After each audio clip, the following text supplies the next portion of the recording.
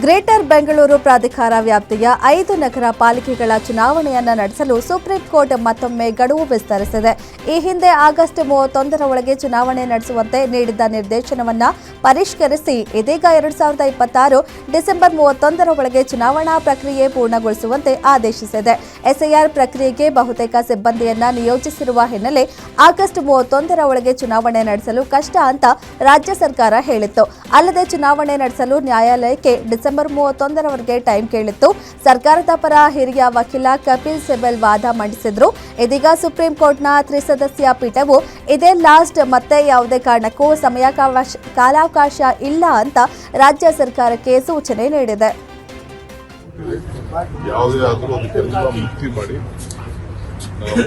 ನಾವು ಎಲ್ಲ elections, local body elections ಯಾವುದು ಕೇಳುವುದೂ ಇಲ್ಲ, ಅವಶ್ಯಕತೆನೂ ಇಲ್ಲ. ಈಗ ವಿಧಿ ಇಲ್ಲದೆ SIRಗೋಸ್ಕರ ಸಿದ್ಧತೆ ಕೂಡ ಮಾಡಬೇಕು. ನನಗೆ ಲೋಕಲ್ ಬಾಡಿ ಎಲೆಕ್ಷನ್ಸ್ ಅಲ್ಲೂ ಕೂಡ ಅವ್ರಿಗೆ MSc ಲೋಕಲ್ ಬಾಡಿ ಎಲೆಕ್ಷನ್ಸ್ ಬರ್ತಾ ಇದೆ. ಗ್ರಾಮ ಪಂಚಾಯತಿಗಿನ ಅಧಿಕಾರಿಗಳನ್ನ ಕೂಡ ನಡೆಸೋದು ನಮಗೆ ಯಾವುದೋ ರಿಸರ್ವೇಷನ್ ಇಶ್ಯೂಸ್ ಅಲ್ಲಿ. ರಾಜ್ಯ ಸರ್ಕಾರದಲ್ಲಿ ಸಚಿವ ಸಂಪುಟ ವಿಸ್ತರಣೆ ವಿಚಾರ ಮತ್ತೆ ಮುನ್ನೆಲೆಗೆ ಬಂದಿರುವ ಬೆನ್ನಲ್ಲೇ ಸಚಿವ ಸ್ಥಾನಕ್ಕಾಗಿ ಶಾಸಕರ ಬೆಂಬಲಿಗರಿಂದ ಲಾಬಿ ಶುರುವಾಗಿದೆ. ರಾಯಚೂರು ಗ್ರಾಮೀಣ ಕ್ಷೇತ್ರದ ಕಾಂಗ್ರೆಸ್ ಶಾಸಕ ಬಸನಗೌಡ ದದ್ದಲ್ ಅವರಿಗೆ ಸಚಿವ ಸ್ಥಾನ ನೀಡುವಂತೆ ಆಗ್ರಹಿಸಿ ಅವರ ಬೆಂಬಲಿಗರು ವಿಶೇಷ ಪೂಜೆ ಸಲ್ಲಿಸಿದ್ದಾರೆ. ದೇವಸಗೂರು ಗ್ರಾಮದ ಸುರಗೇಶ್ವರ ದೇವಸ್ಥಾನದಲ್ಲಿ ಬೆಂಬಲಿಗರು ಮಹಾ ರುದ್ರಾಭಿಷೇಕ ನೆರವೇರಿಸಿ ಶಾಸಕ ಬಸನಗೌಡ ದದ್ದಲ್ ಭಾವಚಿತ್ರ ಹಿಡಿದು ದೇವರಲ್ಲಿ ಪ್ರಾರ್ಥನೆ ಸಲ್ಲಿಸಿದ್ದಾರೆ.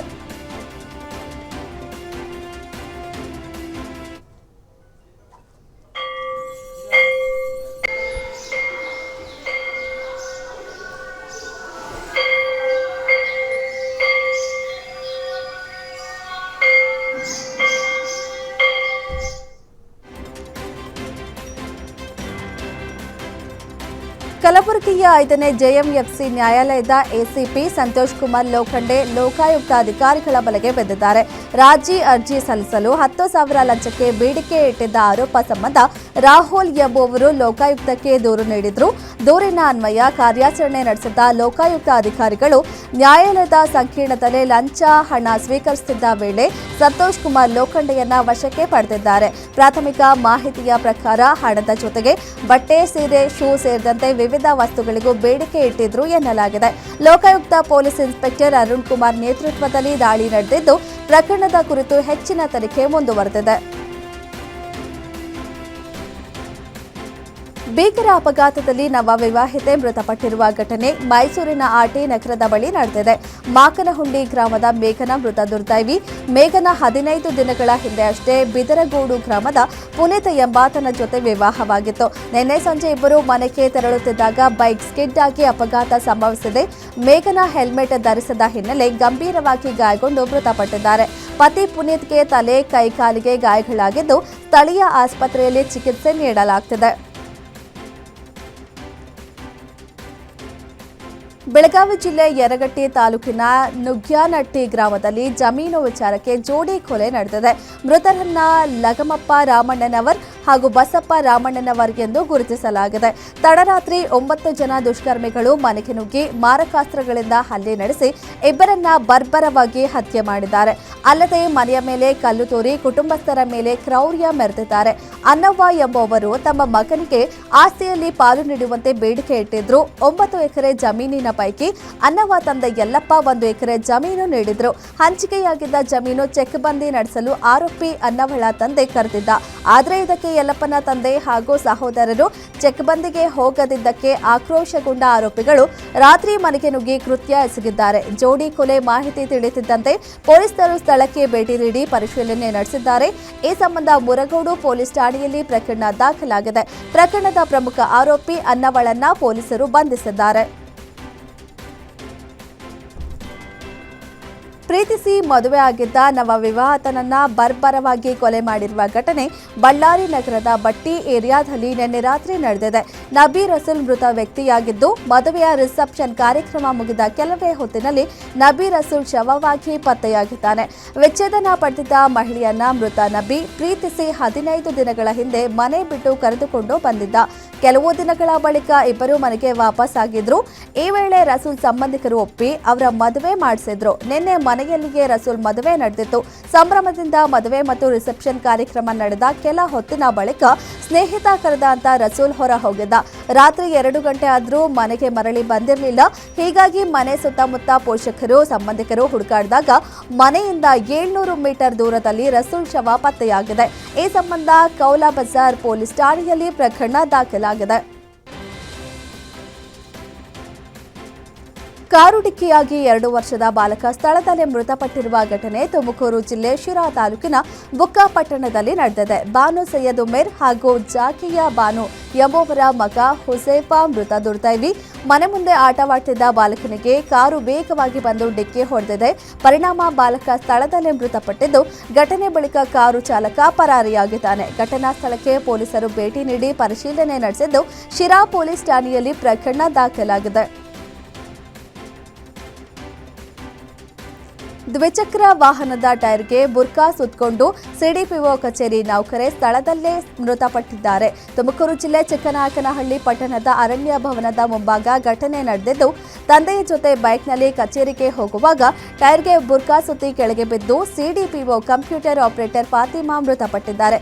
ಘಟನಾ ಸ್ಥಳಕ್ಕೆ ಪೊಲೀಸರು ಭೇಟಿ ನೀಡಿ ಪರಿಶೀಲನೆ ನಡೆಸಿದ್ದು, ಚಿಕ್ಕನಾಯಕನಹಳ್ಳಿ ಪೊಲೀಸ್ ಠಾಣೆಯಲ್ಲಿ ಪ್ರಕರಣ ದಾಖಲಾಗಿದೆ.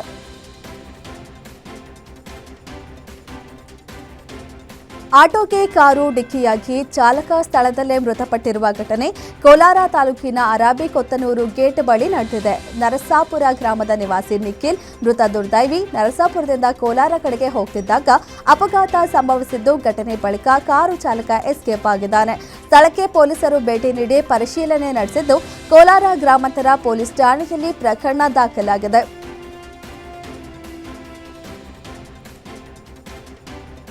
ಬೆಂಗಳೂರು ಉತ್ತರ ತಾಲೂಕಿನ ಕಿತ್ತನಹಳ್ಳಿಯಲ್ಲಿ ನೀರಿನ ಸಂಪ್ ಡೋರ್ ವಿಚಾರಕ್ಕೆ ಉಂಟಾದ ಗಲಾಟೆ ವಿಕೋಪಕ್ಕೆ ತಿರುಗಿ ಕಾರ್ಮಿಕನೊಬ್ಬ ಮೃತಪಟ್ಟ ಘಟನೆ ನಡೆದಿದೆ. ರವಿ ಮೃತ ದುರ್ದೈವಿ. ಮಾಲೀಕ ದೇವರಾಜು ಹಾಗೂ ರವಿ ನಡುವೆ ಜಗಳ ವಿಕೋಪಕ್ಕೆ ತಿರುಗಿ ಮಾಲೀಕ ರವಿ ಮೇಲೆ ಮಾರಣಾಂತಿಕ ಹಲ್ಲೆ ನಡೆಸಿದ್ದ. ಘಟನೆಯಲ್ಲಿ ರವಿಯ ಎದೆ ಸೇರಿದಂತೆ ದೇಹದ ಭಾಗಗಳಿಗೆ ಗಂಭೀರವಾಗಿ ಗಾಯಗಳಾಗಿತ್ತು. ಗಾಯಾಳುವನ್ನ ಆಸ್ಪತ್ರೆಗೆ ದಾಖಲಿಸಲಾಗಿತ್ತು. ಆದರೆ ಚಿಕಿತ್ಸೆ ಫಲಕಾರಿಯಾಗದೆ ರವಿ ಮೃತಪಟ್ಟಿದ್ದಾನೆ. ಘಟನಾ ಸಂಬಂಧ ಮಾಲೀಕ ದೇವರಾಜ್ ಸೇರಿದಂತೆ ಹಲವರ ವಿರುದ್ಧ ಮಾದನಾಯಕನಹಳ್ಳಿ ಪೊಲೀಸ್ ಠಾಣೆಯಲ್ಲಿ ಪ್ರಕರಣ ದಾಖಲಾಗಿದೆ.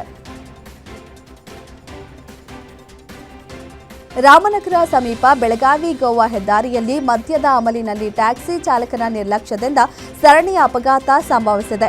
ಅದೃಷ್ಟವಶಾತ್ ಘಟನೆಯಲ್ಲಿ ಯಾವುದೇ ಪ್ರಾಣಹಾನಿ ಸಂಭವಿಸಿಲ್ಲ. ಕೇರಳದಿಂದ ಬೆಂಗಳೂರಿನತ್ತ ತೆರಳುತ್ತಿದ್ದ ಟ್ಯಾಕ್ಸಿಯು ಮೊದಲು ಲಾರಿಗೆ ಡಿಕ್ಕಿ ಹೊಡೆದಿದ್ದು, ಬಳಿಕ ನಿಯಂತ್ರಣ ತಪ್ಪಿ ಬೆಂಗಳೂರಿನಿಂದ ಗೋವಾಗೆ ಪ್ರವಾಸಕ್ಕೆ ತೆರಳುತ್ತಿದ್ದ ಕಾರಿಗೆ ಗುದ್ದಿದೆ. ಅಪಘಾತದಲ್ಲಿ ಟ್ಯಾಕ್ಸಿ ಮತ್ತು ಕಾರು ಜಖಂಗೊಂಡಿವೆ. ಅಪಘಾತದ ಬಳಿಕ ಚಾಲಕನೇ ತಾನು ಮದ್ಯ ಸೇವಿಸಿರುವುದಾಗಿ ಒಪ್ಪಿಕೊಂಡಿದ್ದಾನೆ. ಪೊಲೀಸರು ಸ್ಥಳಕ್ಕೆ ಭೇಟಿ ನೀಡಿ ಪರಿಶೀಲನೆ ನಡೆಸಿದ್ದು, ಲೋಂಡಾ ಪೊಲೀಸ್ ಠಾಣೆಯಲ್ಲಿ ಪ್ರಕರಣ ದಾಖಲಾಗಿದೆ. ಉತ್ತರ ಕನ್ನಡ ಜಿಲ್ಲೆಯ ಕುಮಟಾ ಪಟ್ಟಣದ ಕರ್ನಾಟಕ ಪಬ್ಲಿಕ್ ಸ್ಕೂಲ್ನಲ್ಲಿ ಗುಡ್ಡ ಕುಸಿದು ಬೃಹತ್ ಕಲ್ಲು ಬಂಡೆಯೊಂದು ಶಾಲೆಯ ಕಟ್ಟಡದ ಮೇಲೆ ಬಿದ್ದಿದೆ. ಅದೃಷ್ಟವಶಾತ್ ಶಾಲೆಯ ಆಡಳಿತ ಮಂಡಳಿ ಮುಂಜಾಗ್ರತಾ ಕ್ರಮ ಕೈಗೊಂಡಿದ್ದರಿಂದ ಯಾವುದೇ ಪ್ರಾಣಹಾನಿ ಸಂಭವಿಸಿಲ್ಲ. ಕಳೆದ ವರ್ಷ ಇದೇ ಪ್ರದೇಶದಲ್ಲಿ ಗುಡ್ಡ ಕುಸಿತ ಸಂಭವಿಸಿದ ಹಿನ್ನೆಲೆ ಇಂದು ಸುರಿಯುತ್ತಿದ್ದ ಭಾರೀ ಮಳೆಯನ್ನ ಗಮನಿಸಿ ಶಾಲಾ ಆಡಳಿತವು ಮುನ್ನೆಚ್ಚರಿಕೆಯಾಗಿ ವಿದ್ಯಾರ್ಥಿಗಳನ್ನು ತರಗತಿ ಕೊಠಡಿಗಳಿಂದ ಬೇರೆಡೆಗೆ ಸ್ಥಳಾಂತರಿಸಿತ್ತು. ಇದೇ ವೇಳೆ ಏಕಾಏಕಿ ಗುಡ್ಡ ಕುಸಿದು ದೊಡ್ಡ ಕಲ್ಲು ಬಂಡೆಯೊಂದು ಶಾಲೆಯ ಕಟ್ಟಡಕ್ಕೆ ಅಪ್ಪಳಿಸಿದೆ. ವಿದ್ಯಾರ್ಥಿಗಳನ್ನು ಸುರಕ್ಷಿತ ಸ್ಥಳಕ್ಕೆ ಸ್ಥಳಾಂತರಿಸಿದ್ರಿಂದ ಎಲ್ಲಾ ಮಕ್ಕಳು ಅಪಾಯದಿಂದ ಪಾರಾಗಿದ್ದಾರೆ. ಕುಮಟಾದ ಕರ್ನಾಟಕ ಪಬ್ಲಿಕ್ ಸ್ಕೂಲ್ನಲ್ಲಿ ಎಲ್ಕೆಜಿಯಿಂದ ಪಿಯುಸಿವರೆಗೆ ಶಿಕ್ಷಣ ನೀಡಲಾಗುತ್ತಿದ್ದು, 1000ಕ್ಕೂ ಹೆಚ್ಚು ವಿದ್ಯಾರ್ಥಿಗಳು ವ್ಯಾಸಂಗ ಮಾಡುತ್ತಿದ್ದಾರೆ.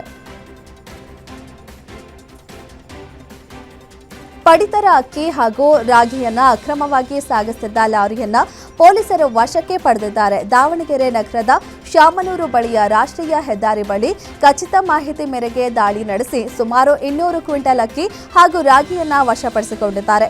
ಲಾರಿ ಜೊತೆಗೆ ಚಾಲಕ ಜಬಿಯುಲ್ಲಾ ಎಂಬಾತನನ್ನ ಪೊಲೀಸರು ವಶಕ್ಕೆ ಪಡೆದಿದ್ದು, ವಿದ್ಯಾನಗರ ಪೊಲೀಸ್ ಠಾಣೆಯಲ್ಲಿ ಪ್ರಕರಣ ದಾಖಲಾಗಿದೆ. ನವವಿವಾಹಿತ ನದಿಗೆ ಹಾರಿ ಆತ್ಮಹತ್ಯೆ ಮಾಡಿಕೊಂಡಿರುವ ಘಟನೆ ದಾವಣಗೆರೆ ಜಿಲ್ಲೆ ಹೊನ್ನಾಳಿಯ ಕಡದಕಟ್ಟೆ ಬಳಿ ನಡೆದಿದೆ. ಮಣಿಕಂಠ ಆತ್ಮಹತ್ಯೆ ಮಾಡಿಕೊಂಡ ನವವಿವಾಹಿತ ನ್ಯಾಮತಿ ಪಟ್ಟಣದ ಲೈಸೆನ್ಸ್ ಸರ್ವೇಯರ್ ಆಗಿ ಕೆಲಸ ಮಾಡ್ತಿದ್ದ ಮಣಿಕಂಠ ಕಳೆದ 3 ತಿಂಗಳ ಹಿಂದೆ ಮದುವೆಯಾಗಿದ್ದ. ಈತ ನದಿ ಬಳಿ ಚಪ್ಪಲಿ ಬೈಕ್ ಬಿಟ್ಟು ನದಿಗೆ ಹಾರಿ ಆತ್ಮಹತ್ಯೆ ಮಾಡಿಕೊಂಡಿದ್ದು ಹೊನ್ನಾಳಿ ಪೊಲೀಸ್ ಠಾಣೆಯಲ್ಲಿ ಪ್ರಕರಣ ದಾಖಲಾಗಿದೆ. ರಾಯಚೂರು ಜಿಲ್ಲೆ ಸಿಂಧನೂರು ತಾಲೂಕಿನ ಉಮಲೂಟೆ ಗ್ರಾಮದಲ್ಲಿ ಕೃಷಿ ಹೊಂಡದಲ್ಲಿ ಈಜಲು ಹೋಗಿದ್ದ ಯುವ ವಕೀಲ ಮೃತಪಟ್ಟಿರುವ ದುರ್ಘಟನೆ ನಡೆದಿದೆ. ಮೃತನನ್ನ ಅನೀಫ್ ಎಂದು ಗುರುತಿಸಲಾಗಿದೆ. ಅನೀಫ್ ತಮ್ಮ ಸಹೋದರರಾದ ಮುತ್ತಣ್ಣ ಮತ್ತು ಶಿವಕುಮಾರ್ ಜೊತೆ ಕೃಷಿ ಹೊಂಡದಲ್ಲಿ ಈಜಲು ತೆರಳಿದ್ದ. ಸಹೋದರರು ಈಜುವುದನ್ನು ನೋಡಿ ತಾನು ಕೂಡ ಈಜಲು ಹೊಂಡಕ್ಕೆ ಇಳಿದಿದ್ದ ಅನೀಫ್ ಈಜು ಬಾರದೆ ನೀರಿನ ಆಳದಲ್ಲಿ ಸಿಲುಕಿ ಸಹಾಯಕ್ಕಾಗಿ ಕೂಗಿದ್ದಾನೆ. ಅನೀಫ್ನನ್ನ ರಕ್ಷಿಸಲು ಸಹೋದರರು ಹರಸಾಹಸ ಪಟ್ಟಿದ್ದಾರೆ. ಈ ವೇಳೆ ಈಜು ಬಾರದ ಅನೀಫ್ ಮುತ್ತಣ್ಣನ ಕುತ್ತಿಗೆಯನ್ನ ಬಿಗಿಯಾಗಿ ಹಿಡಿದಿದ್ದ. ಕೊನೆಗೆ ಅನೀಫ್ನನ್ನ ಹೊಂಡದಿಂದ ಹೊರತೆಗೆಯುವಷ್ಟರಲ್ಲಿ ಮೃತಪಟ್ಟಿದ್ದ. ಅನೀಫ್ನನ್ನ ರಕ್ಷಿಸಲು ಮುಂದಾಗಿದ್ದ ಮುತ್ತಣ್ಣನ ಆರೋಗ್ಯದಲ್ಲೂ ಏರುಪೇರಾಗಿದ್ದು ಆತನನ್ನ ಸ್ಥಳೀಯರು ತಕ್ಷಣ ಬಾಗಲಕೋಟೆಯ ಖಾಸಗಿ ಆಸ್ಪತ್ರೆಗೆ ದಾಖಲಿಸಿದ್ದಾರೆ. ಈ ಸಂಬಂಧ ತುರ್ವಿಹಾಳ ಪೊಲೀಸ್ ಠಾಣೆಯಲ್ಲಿ ಪ್ರಕರಣ ದಾಖಲಾಗಿದ್ದು ತನಿಖೆ ಮುಂದುವರೆದಿದೆ.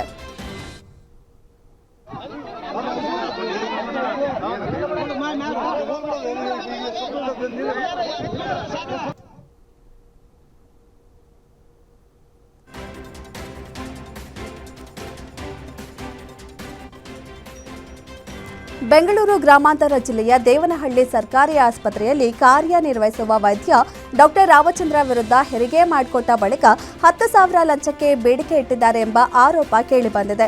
ಬಾಣಂತಿಯ ಕುಟುಂಬಸ್ಥರು ಆಸ್ಪತ್ರೆ ಎದುರು ನವಜಾತ ಶಿಶುವಿನೊಂದಿಗೆ ಪ್ರತಿಭಟನೆ ನಡೆಸಿ ವೈದ್ಯರ ವಿರುದ್ಧ ಕ್ರಮ ಕೈಗೊಳ್ಳುವಂತೆ ಆಗ್ರಹಿಸಿದ್ದಾರೆ.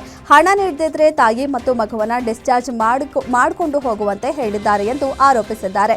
ಈ ಕುರಿತು ಸಂಬಂಧಪಟ್ಟ ಅಧಿಕಾರಿಗಳು ಹಾಗೂ ರಾಜ್ಯ ಸರ್ಕಾರ ಸೂಕ್ತ ತನಿಖೆ ನಡೆಸಿ ಕ್ರಮ ಕೈಗೊಳ್ಳಬೇಕೆಂದು ಕುಟುಂಬಸ್ಥರು ಒತ್ತಾಯಿಸಿದ್ದಾರೆ. 10,000 ಕೊಟ್ಟು ಇಲ್ಲಾಂದ್ರೆ ಬಿಡ್ರಿ. ಆಮೇಲೆ 6,000 ಕೊಟ್ಟವ್ರೆ, ಟೊಮೆಟೊ ತಗೊಂಡು ಆಮೇಲೆ 8,000 ಕೊಟ್ಟವ್ರೆ. 9,000 ರೂಪಾಯಿ ಲಾಸ್ಟ್ ಇವತ್ತು ಕೊಟ್ರೆ ತಗೊಂಡ್ರೆ ಎತ್ತು ಬಿಸಾಕ್ಬಿಟ್ಟು ಕೊಟ್ಟರೆ 10,000 ಕೊಟ್ಟು. ನಾವು ಮೊನ್ನೆ ಅಡ್ಮಿಟ್ ಆಗಿದ್ದು, ನಿನ್ನೆ ಬೆಳಗ್ಗೆ 11 ಗಂಟೆಲಿ ಡೆಲಿವರಿ ಆಯ್ತು. ಅವರು ಡೆಲಿವರಿ ಆಗಿದ ತಕ್ಷಣ 10,000 ಕೇಳಿದ್ರು. ಯಾರು? ರಾಮಚಂದ್ರ ಡಾಕ್ಟರ್. ಸರಿ ಅಂತ ನಾವು 5,000 ಕೊಟ್ರೆ ಸರಿ ಅಂತ ಅವ್ರು ತಗೊಳ್ಳಿಲ್ಲ. 10,000 ಕರೆಕ್ಟ್ ಆಗಿ ಕೊಡ್ಬೇಕು. ಮತ್ತೆ ಆಮೇಲೆ 8,000 ಕೊಟ್ರೆ 9,000 ಕೊಟ್ರೆ ಬಿಟ್ಲೇ ಇಲ್ಲ, ತಗೊಂಡಲ್ಲ, ಬಿಸಾಕ್ಬಿಟ್ಟು.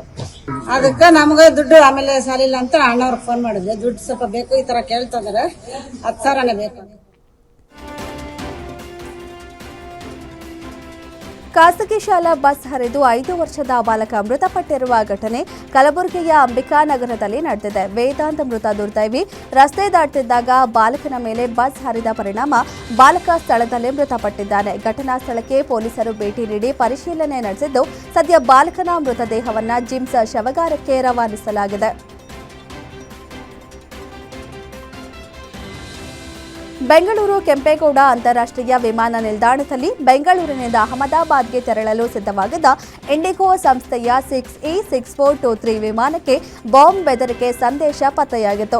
ನಿನ್ನೆ ತಡರಾತ್ರಿ ಟೇಕ್ ಆಫ್ಗೆ ಸಿದ್ಧವಾಗಿದ್ದ ವೇಳೆ ವಿಮಾನದ ಲ್ಯಾವೆಟರಿಯಲ್ಲಿ ಡೋಂಟ್ ಗೋ ಬಾಂಬ್ ಹೈ ಪ್ಲೀಸ್ ಎಂದು ಕಿಡಿಗೇಡಿಗಳು ಪೇಪರ್ನಲ್ಲಿ ಬರೆದಿಟ್ಟಿದ್ರು. ವಿಮಾನದ ಸಿಬ್ಬಂದಿಗೆ ಈ ಸಂದೇಶ ಗಮನಕ್ಕೆ ಬಂದ ತಕ್ಷಣ ಭದ್ರತಾ ಅಧಿಕಾರಿಗಳಿಗೆ ಮಾಹಿತಿ ನೀಡಲಾಯಿತು.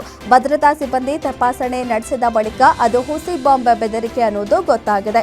ಈ ವೇಳೆ ಕೆಲಕಾಲ ಆತಂಕದ ವಾತಾವರಣ ಸೃಷ್ಟಿಯಾಗಿತ್ತು. ಬೆಳಗಾವಿ ಜಿಲ್ಲೆ ಆರುಗೇರಿ ಪೊಲೀಸರು ದೇವಾಲಯಗಳು, ಧಾರ್ಮಿಕ ಕೇಂದ್ರಗಳನ್ನು ಗುರಿಯಾಗಿಸಿಕೊಂಡು ಕಳ್ಳತನ ಮಾಡುತ್ತಿದ್ದ 4 ಆರೋಪಿಗಳನ್ನು ಬಂಧಿಸಿದ್ದಾರೆ. ಬಂಧಿತ ಆರೋಪಿಗಳನ್ನು ಅಥಣಿ ತಾಲೂಕಿನ ಅಡಲಹಟ್ಟಿ ಗ್ರಾಮದ ವಿಜಯಗುಡದಿನ್ನಿ, ಕಲ್ಮೇಶ್ ಮೂರಾಬಟ್ಟಿ, ಶಿವಾನಂದ ಚಿಕ್ಕಟ್ಟಿ, ಸಂಗಮೇಶ್ ಐನಾಪುರ ಎಂದು ಗುರುತಿಸಲಾಗಿದೆ. ಆರೋಪಿಗಳು ಅಥಣಿ ಹಾಗೂ ರಾಯಬಾಗ ತಾಲೂಕುಗಳ ವ್ಯಾಪ್ತಿಯಲ್ಲಿ ಒಟ್ಟು 7 ಕಡೆಗಳಲ್ಲಿ ಕಳ್ಳತನ ನಡೆಸಿದ್ದಾರೆಂದು ಪೊಲೀಸರು ತಿಳಿಸಿದ್ದಾರೆ. ಇದರಲ್ಲಿ 6 ದೇವಾಲಯಗಳು ಹಾಗೂ 1 ಮಸೀದಿ ಸೇರಿವೆ. ಕಳ್ಳತನ ನಡೆದ ಹಲವು ತಿಂಗಳುಗಳ ಬಳಿಕ ಪ್ರಕರಣವನ್ನ ಭೇದಿಸಿರುವ ಪೊಲೀಸರು ಕಳವು ಮಾಡಿದ ಚಿನ್ನಾಭರಣ ಹಾಗೂ ಬೆಳ್ಳಿಯ ವಸ್ತುಗಳನ್ನು ಮಾರಾಟ ಮಾಡಲು ಮುಂದಾಗಿದ್ದಾಗ ಆರೋಪಿಗಳನ್ನು ಪತ್ತೆ ಹಚ್ಚಿದ್ದಾರೆ. ಬಂಧಿತರಿಂದ ಸುಮಾರು 25 ಲಕ್ಷ ರೂಪಾಯಿ ಮೌಲ್ಯದ ಚಿನ್ನಾಭರಣ ಹಾಗೂ ಬೆಳ್ಳಿ ವಸ್ತುಗಳನ್ನು ವಶಪಡಿಸಿಕೊಳ್ಳಲಾಗಿದೆ. ಹಾರುಗೇರಿ ಪಿಎಸ್ಐ ಮಾಳಪ್ಪ ಪೂಜಾರಿ ನೇತೃತ್ವದಲ್ಲಿ ಕಾರ್ಯಾಚರಣೆ ನಡೆಸಿ ಆರೋಪಿಗಳನ್ನು ಬಂಧಿಸಲಾಗಿದೆ. ಮಂಡ್ಯ ಜಿಲ್ಲೆ ಕೆಆರ್ಪೇಟೆ ತಾಲೂಕಿನ ಚಿಕ್ಕೋನಹಳ್ಳಿ ಗ್ರಾಮದಲ್ಲಿ ರಾತ್ರಿ ವೇಳೆ ಅನುಮಾನಾಸ್ಪದವಾಗಿ ಓಡಾಡ್ತಿದ್ದ 5 ಅಪರಿಚಿತ ವ್ಯಕ್ತಿಗಳನ್ನು ಗ್ರಾಮಸ್ಥರು ಹಿಡಿದು ಪೊಲೀಸರಿಗೆ ಒಪ್ಪಿಸಿದ್ದಾರೆ. ಗ್ರಾಮಸ್ಥರನ್ನ ಕಂಡು ಓಡಲು ಯತ್ನಿಸಿದ ವ್ಯಕ್ತಿಗಳ ವರ್ತನೆ ಅನುಮಾನ ಮೂಡಿಸಿದ್ರಿಂದ ಅವರನ್ನ ಹಿಡಿದು ಪೊಲೀಸರಿಗೆ ಒಪ್ಪಿಸಿದ್ರು.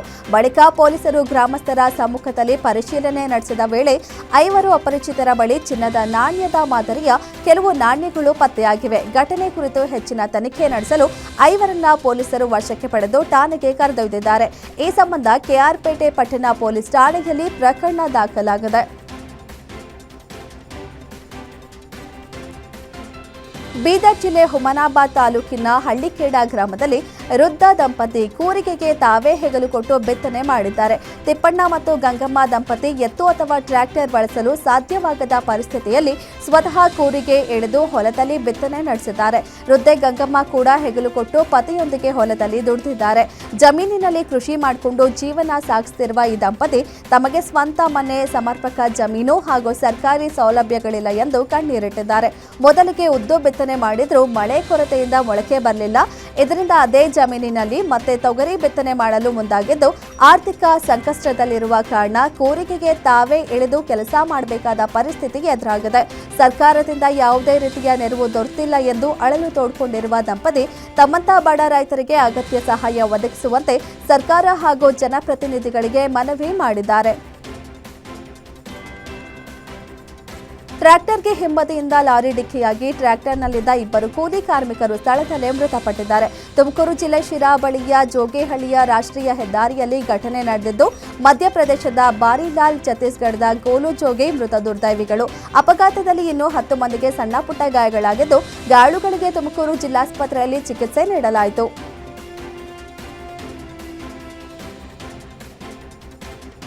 ಕೋಲಾರ ನಗರದ ಎಪಿಎಂಸಿ ಮಾರುಕಟ್ಟೆ ಬಳಿ ಗಾಂಜಾ ಮಾರಾಟ ಮಾಡುತ್ತಿದ್ದ ವ್ಯಕ್ತಿಯನ್ನ ಪೊಲೀಸರು ಬಂಧಿಸಿದ್ದಾರೆ. ಉತ್ತರ ಪ್ರದೇಶ ಮೂಲದ ಬೋಲನಾಥ್ ಪಾಲ್ ಬಂಧಿತ ಆರೋಪಿ. ಈತ ನರಸಾಪುರ ಕೈಗಾರಿಕಾ ಪ್ರದೇಶದ ಹೋಟೆಲ್ ಒಂದರಲ್ಲಿ ಕೆಲಸ ಮಾಡುತ್ತಿದ್ದ. ಬಂಧಿತನಿಂದ ಪೊಲೀಸರು 2,50,000 ರೂಪಾಯಿ ಮೌಲ್ಯದ ಗಾಂಜಾವನ್ನ ವಶಕ್ಕೆ ಪಡೆದಿದ್ದು ಕೋಲಾರ ನಗರ ಪೊಲೀಸ್ ಠಾಣೆಯಲ್ಲಿ ಎನ್ಡಿಪಿಎಸ್ ಕಾಯ್ದೆಯಡಿ ಪ್ರಕರಣ ದಾಖಲಾಗಿದೆ. ಉತ್ತರ ಕನ್ನಡ ಜಿಲ್ಲೆಯ ಜೋಯಿಡಾ ತಾಲೂಕಿನ ಜಗಲ್ಪೇಟ್ ಗಣೇಶ್ ಗುಡಿ ರಸ್ತೆಯ ಕೇಳಿಪಾಣಿ ವ್ಯೂ ಪಾಯಿಂಟ್ ಬಳಿ ಭೀಕರ ರಸ್ತೆ ಅಪಘಾತ ಸಂಭವಿಸಿದೆ. ಗೋಕರ್ಣಕ್ಕೆ ತೆರಳುತ್ತಿದ್ದ 2 ಯುವಕರು ಬೈಕ್ನಲ್ಲಿ ಪ್ರಯಾಣಿಸುತ್ತಿದ್ದ ವೇಳೆ ದ್ವಿಚಕ್ರ ವಾಹನ ಸ್ಕಿಡ್ ಆಗಿ ನಿಯಂತ್ರಣ ತಪ್ಪಿ ಬಸ್ ನಡಿ ನುಗ್ಗಿದೆ. ಅಪಘಾತ ತಪ್ಪಿಸಲು ಬಸ್ ಚಾಲಕ ರಸ್ತೆ ಬದಿಗೆ ಚಲಾಯಿಸಿದ್ರು ಬೈಕ್ ಸವಾರನ ಕಾಲಿನ ಮೇಲೆ ಬಸ್ ಹರಿದಿದೆ. ಘಟನೆಯಲ್ಲಿ ಯುವಕ ಗಂಭೀರವಾಗಿ ಗಾಯಗೊಂಡಿದ್ದು ಹೆಚ್ಚಿನ ಚಿಕಿತ್ಸೆಗಾಗಿ ಬೆಳಗಾವಿ ಸಿವಿಲ್ ಆಸ್ಪತ್ರೆಗೆ ರವಾನಿಸಲಾಗಿದೆ. ಈ ಸಂಬಂಧ ರಾಮನಗರ ಪೊಲೀಸ್ ಠಾಣೆಯಲ್ಲಿ ಪ್ರಕರಣ ದಾಖಲಾಗಿದೆ. ನೆಲಮಂಗಲದ ನವಯುಗ ಟೋಲ್ ಬಳಿ ಸೈಡ್ ಕೊಡುವ ವಿಚಾರಕ್ಕೆ 2 ಬೈಕ್ ಸವಾರರ ನಡುವೆ ಗಲಾಟೆ ನಡೆದಿದೆ. ಮಾತಿನ ಚಕಮಕಿ ಬಳಿಕ ಯುವಕರ ಗುಂಪಿನ ನಡುವೆ ಮಾರಾಮಾರಿ ನಡೆದಿದ್ದು ಪರಸ್ಪರ ಹಲ್ಲೆ ಮಾಡಿಕೊಂಡಿದ್ದಾರೆ. ಘಟನೆ ತಿಳಿದು ಸ್ಥಳಕ್ಕೆ ಪೊಲೀಸರು ದೌಡಾಯಿಸಿದ್ದು ಈ ವೇಳೆ ಕೆಲ ಯುವಕರು ಪರಾರಿಯಾಗಿದ್ದು ಇನ್ನು ಕೆಲ ಯುವಕರನ್ನ ಪೊಲೀಸರು ವಶಕ್ಕೆ ಪಡೆದು ವಿಚಾರಣೆ ನಡೆಸಿದ್ದಾರೆ. ಈ ಸಂಬಂಧ ನೆಲಮಂಗಲ ಟೌನ್ ಪೊಲೀಸ್ ಠಾಣೆಯಲ್ಲಿ ಪ್ರಕರಣ ದಾಖಲಾಗಿದೆ.